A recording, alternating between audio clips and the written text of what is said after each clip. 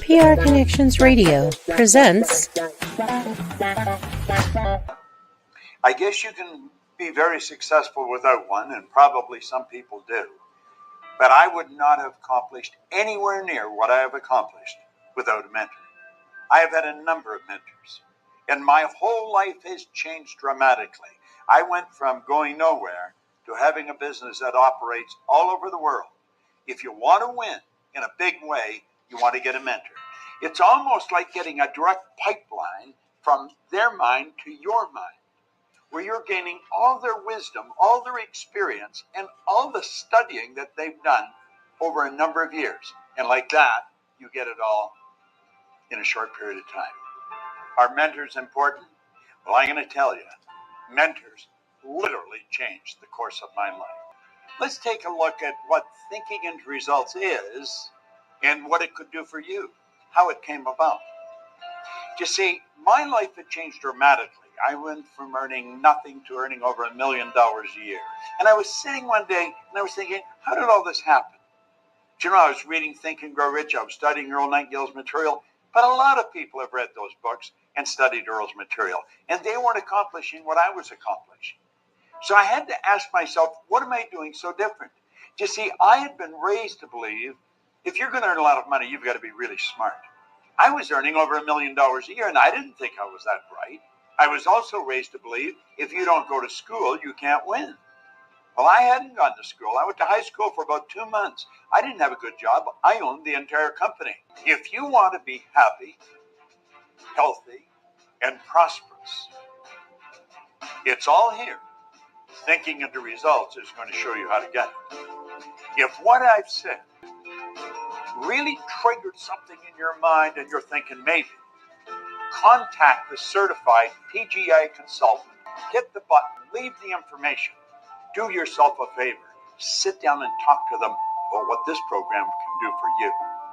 This very well could be the decision that will change the rest of your life. Thank you, Bob. I'm Sid Maestre, and I'm a certified consultant with the Procter Gallagher Thinking in Results program. And today, my guest is John Gage, a voiceover actor and student of Think and Grow Rich. John, I'm glad you're on the show. Oh, thank you, Sid. It's a pleasure to be here. Yeah. Can you tell us your background or what your situation was when you first were introduced to Thinking in Results when we first met? Oh my goodness, that was a while back, but I was actually struggling trying to figure out how to change my life because you go through life and you think, oh, these things are unnecessary because everybody talks about setting goals and deciding what you're going to do with your life and to move yourself forward. And you're like, I know what I want to do. I got it. I don't need to write anything down. And my life was stale. I don't know. I'll be 59 this year. I think we met just before I turned 50, and I think that was probably the best decision I made in my life for many reasons. And, I'm sure there'll be times we'll be able to talk about that and move forward. But mainly I was just trying to figure out where I could go. I'd held several jobs. I'd made over $100,000 a year when I was younger. I felt stagnant. I'm like, what do you do to change? And I was learning a new trade and was looking for clients, and I think we got invited to the same network marketing or not network marketing, but networking event at the barbecue there. I forget the name of it, but it was that was Lucille's. Lucille's, that's right, Lucille's, yeah. Right, and a mutual friend that we both knew, and we just happened to sit at the same table. We weren't There was no labels or anything. We just happened to sit there, and we held a conversation, and this is where we're at now. So, it kind of it changed my life in a big way, and for lots of reasons. John, can you tell me a little bit about what was going on in your personal life? Well, I was, kind of having trouble with the marriage, trying to fix that. I was, like I said, I was stagnant. I just couldn't make over a certain amount. Was having trouble getting pretty much anything I wanted. And I had a pretty negative attitude. I could get mad at just about anything. You drop a hat and I'd get angry. And I just, and I was like, I don't like who I am. I wanted to change. And like I said, when we met, I was just trying to figure out what I wanted to be when I grew up. And as you know, I'm 6'8" and a little, so growing up took me a while. And what was your health like? At that time, my health was okay. I was a little heavy, like like I am now, but it was okay. My finances were okay. What I mean by that is we were renting. We wanted to buy, but we couldn't, or we weren't thinking properly as far as how to change it. So we met, and after we talked, I started implementing these because it was, I didn't think, I thought I knew how to set goals. I thought I knew how to, and I didn't think I needed to write them down. I didn't think I needed to, I thought what I thought was a goal, what I thought was not anything like what we're taught, like thinking into results taught me. It taught me a lot. And I was having some health issues, and they got worse. And as I got older, it got a lot worse. And I'll tell you right now, if it wasn't for this teaching, I probably wouldn't be here today. Let me just jump in here for a second. Mm-hmm. Our lesson today is the worthy ideal, which is the first lesson of 12 lessons with thinking in the results. We'll be doing every Wednesday for the next 11 weeks. We'll be doing a separate lesson. But this first one, a worthy ideal, definition is the progressive success. Success is the progressive realization of a worthy ideal. And we tie that in with the ABC goals. And that's not the ABC of goals, but it's the A goal. A goals are ones that you know how to do. And the B goal is one that you think you can do. You've got a plan. You've got resources. If everything works out, you can achieve a goal that you think you can do. That's a B. But a C goal, that's, I want to say, is the unknown. That's one that you've thought about a lot. I've talked about it. You got a lot of encouragement or not, and literally stop thinking about it, but it's still been in the back of your mind. And I like to call the C goal the big enchilada. And one of the things that you learn in thinking in results, the goal the goal is important, but more important is who you become and the journey. And that's where the progressive realization of a worthy ideal is, as long as you're moving towards your goal and you have not quit. If you haven't quit, you're successful because you know where you're going. It's that quitting at 3 feet away. The story in Think and Grow Rich, where the gentleman had the gold mine. He was only 3 feet away, but he quit, sold the mine, and they had somebody come out and survey it and said, "Oh yeah, just move 3 feet. There it is."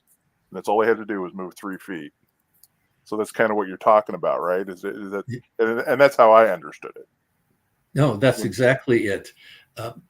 What was your big goal that when you first started working with thinking in results? What was the big C goal? The big C goal was actually to make $1 million a year. I'm not there yet, but I haven't given up on it.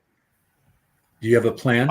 I do. I've actually changed it immensely, because one of the things in Worthy Ideal, it talks about, because the worksheets that you do, part of that worksheet is you have a personal goal and you have a business goal.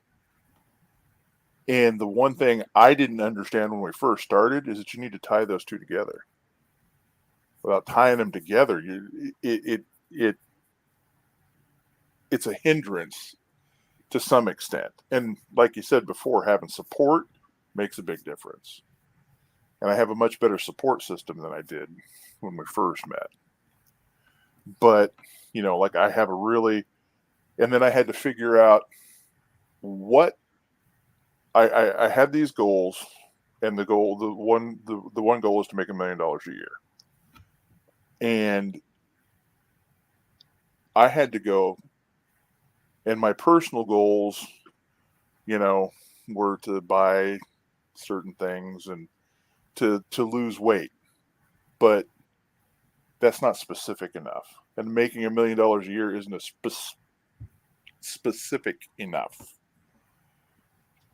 How are you going to make that $1 million a year? How are you going to lose weight? What specifically do you need to go? And then tie them together. And I had to go, okay, of these goals, what's the goal I need to focus on the most right now that'll help me accomplish where I'm going? And I decided that was my weight goal, because you'd mentioned my health. And I'd been sick. I've been in a couple of car accidents. I have some issues, and I had to get through a lot of things. And I still have quite a bit to overcome. So health was the one I'm like, okay, that's the one I need to do. John, you made me think of a couple things. Napoleon Hill talks about setting your goals, and he had a 6-step process. One was knowing what you want. Mm-hmm. When do you want it? What are you going to give for it? What is your plan? Mm-hmm. Write it down and read it twice a day in front of the mirror. And I like to say, with emotion, with passion, with unbridled enthusiasm is the expression I like. And when you read it twice a day, you're reading it to yourself 3 times a day. 3 times twice a day is the best. At least that's what works for me. Okay. Well, I like that. Because when I do it, because I have, for instance, my health goal is literally right here. And I look at it all day long. And then I have ways that I'm accomplishing that now. I think, so the goal never changes. That's one of the things that Napoleon Hill talks about, and Bob talks about in this lesson, teaches you the goal never changes, but the plan may. Exactly. That's exactly what I was going to say about the plan. And Napoleon Hill says in Think and Grow Rich, wherever you stand right now, that's your plan, whatever you know. And I want to say, trust the universe. The universe will conspire to get you what you want. That you'll meet people, things will happen. You might read something, see something.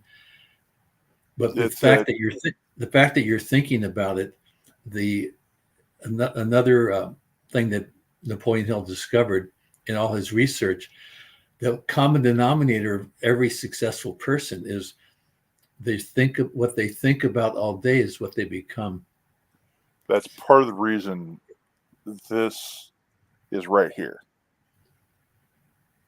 I work at a computer, which is next to the one we're using now, but I work at that computer, and this is literally sitting in my peripheral vision. And when I am tempted, or I'm, what's the word? Drawn to? Drawn to something that it goes against, drawn to old habits. I think that would probably be the appropriate term. I read that. And sometimes that's not enough. So you have to go, okay, so I've changed my plan a little bit. Not only do I read that, I keep this book right next to me and I write down everything I eat. And I write down all the nutrients that item has, not just calories, but if it's got vitamin A, if it's got zinc, if it's got vitamin D3, if it's got folic acid, if it's got B12, if it's got I write it down. Wow. And I keep track of the calories, and I know what my calories are at the end of the day. So, and when you're writing it down, this is a heck of a way to keep yourself held accountable. It's like, oh, I got to write that down. I don't need it. So it's a way to help keep me focused. And I believe it's habits that'll work, that'll help with also my business goals of wanting to hit, $1 million a year. Like I said, these have to tie together. And I think I've read you my goals. I don't know if Well, I thought you might want to share a few of them. I'm happy to. I can share the two main goals that I'm going for currently. Excuse me, itchy eye here in Florida. Definitely different than living like in Las Vegas or someplace. The coasts are totally different, but it's cool. But yeah, I'm happy to do that. I have two goals that I do read to myself twice a day, 3 times, once in the morning, once in the evening time. My wife hears me read them. She encourages me to read them. She loves hearing me do that. And the main goal that I told you that I really feel will push me to accomplish the rest is getting healthy. And my health goal. Now, just a little bit of background. I used to weigh 950 pounds, and I'm 6'8". Oh. Okay, so right now, what's that? You never confessed that to me. Well, I figure might as well put it out there on the internet. And now I weigh about 480. Okay, but this is my goal. It says I am happy and thankful that I now weigh 275, have a 40-inch waist, 72-inch chest, 10% body fat. I walk a mile a day, do a full body workout 3 times per week now. I eat all natural, healthy foods, keeping my mind and body at a healthy peak performance. And that goal is set for December 31st, 2024. That's fantastic. I like it. The goal I have set for December 31st, 2025 is this. I am happy and thankful now that I am a successful voice actor. I work regularly, making $1 million per year. My voice talents are used in commercials, children's cartoons, movies, and audiobooks. I like that. And both of those tie together because that's going to be a hard one to accomplish if I'm not healthy. John, I'm proud of you. I'm really proud of you. It's been a long road, and like I said, I went through some health issues, went through a divorce, and I'm doing pretty good. I have no complaints. And that's I'm sorry. And I appreciate it. And it's due to this. I've got this positive outlook I never had before. So you said something earlier about having negative thoughts or having thoughts that are not supporting you, the old thoughts. Yeah, well, it was old thoughts are like old habits. It's like, well, if I do this, it's okay because it's just a little bite of whatever it may be. If I do this, it's not really going to matter. But it does, because taking a eating a couple of ounces of cheese and then maybe taking a bite of pie over here, well, that's not going to hurt anything. Oh, the pie is pretty good. I haven't had pie for a while. It adds up. And every bite you take, everything you put in your body, if somebody would cut me off in traffic, I would get angry for hours. Oh my gosh, what an angry person I was. It's like, and I would dwell on that negative thing that happened to me.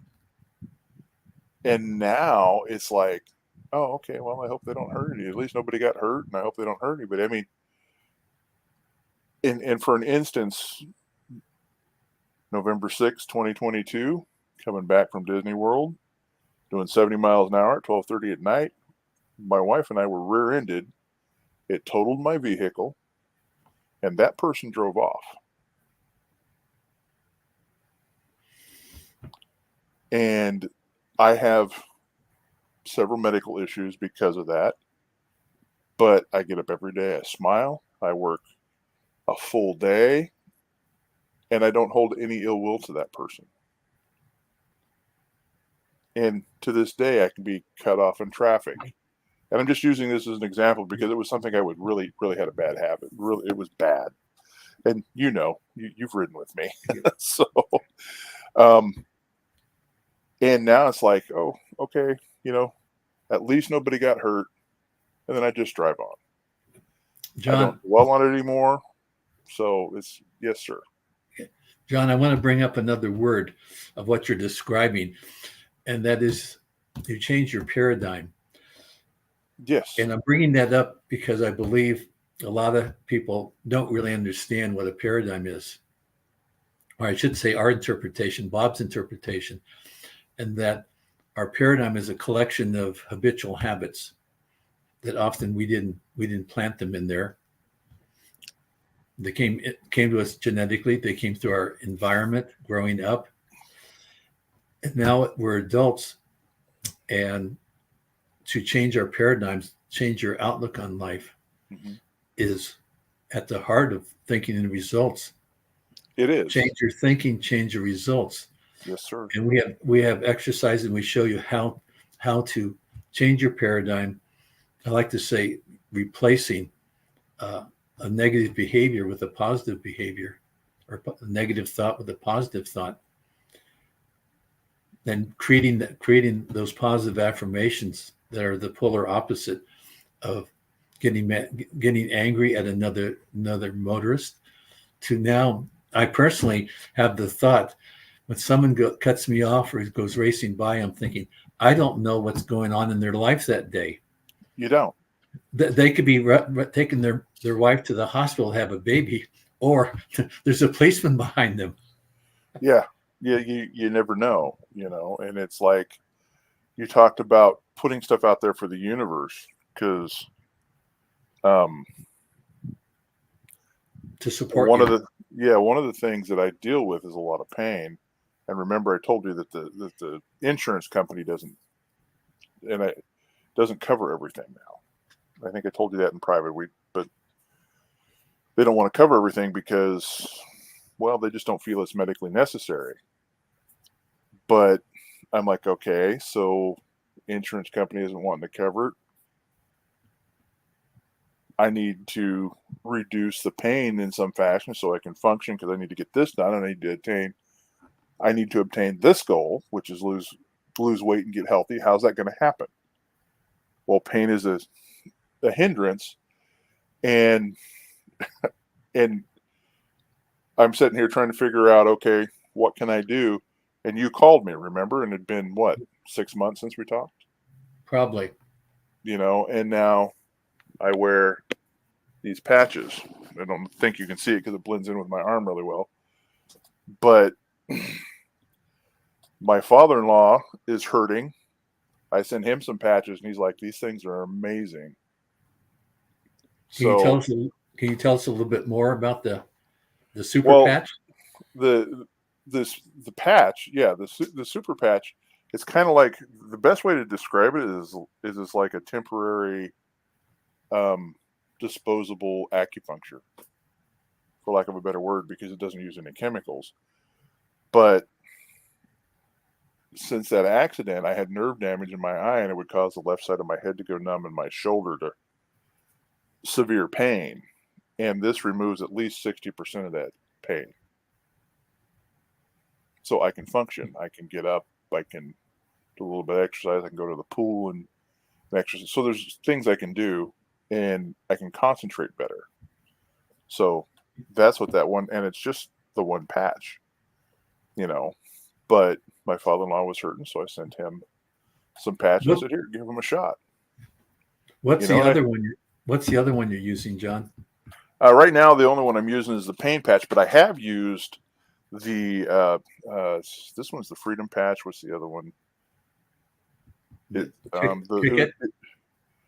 was the one for movement, and it worked really well too, which I'm going to be buying those here shortly. But these are all things that I didn't know anything about it. And I'm thinking about health, and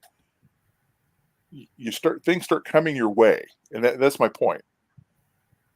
This is something that I didn't understand before I started this. Yeah. Things start coming your way. Things start happening because your subconscious only understands one thing. If you say, "I'm at this weight," it's going, "Okay, well, how am I going to get him there?" And it finds ways for you. It was really strange at first and fascinating also. Good. So are you still working with your TIR program? I do, yes. I share, I work with that, and I have, like I told you, I have a rotation of books. I listen to the Thinking into Results. I listen to Think and Grow Rich, Power of Positive Thinking. You Can If You Think You Can. I just kind of rotate through those 4 books. Plus, I have other books that I read, but those are my 4 mainstay, and I rotate through those books. And every day I at least consume, 30 minutes to an hour of reading. I think you're following one of Bob's mottos is never stop learning. No, you're right. Never stop learning. I will make a quick confession. I'm 82. I retired 20 years ago. And 10 years ago, I went to a Bob Proctor seminar, and I heard things I had never heard before. And I want to share them. And that's what I'm doing as a consultant with the Thinking and Results program. Well, oops, I'm sorry. Go ahead. Well, finish. I think we have to wrap it up here very quickly. Yeah, one last comment. I was just going to say that, it's definitely improved my life. And I'm sure that, as we go on, I can express more. So, but thank you for having me on. I appreciate it. Well, thank you, John. And for listeners, watchers, we'll be back next Wednesday, same time, 1:00 Pacific Standard Time. And we'll be doing lesson 2, Thinking and Results, called the Knowing Doing Gap. We know things, we know a lot of things, and we're not doing them. So we're going to address that issue. John, thank you so much. You're welcome. Thank you. And this was fun. It was. I enjoyed it. This was a lot of fun. And since this is our first one, I'm looking at a clock in the corner, and I'm not sure when they're going to cut us off here, but I think they just got us. So, anyhow. Okay, yeah, they're finishing up over here. PR Connections Radio thanks you for watching this podcast. Check out more episodes of this show and our others at prconnectionsradio.com.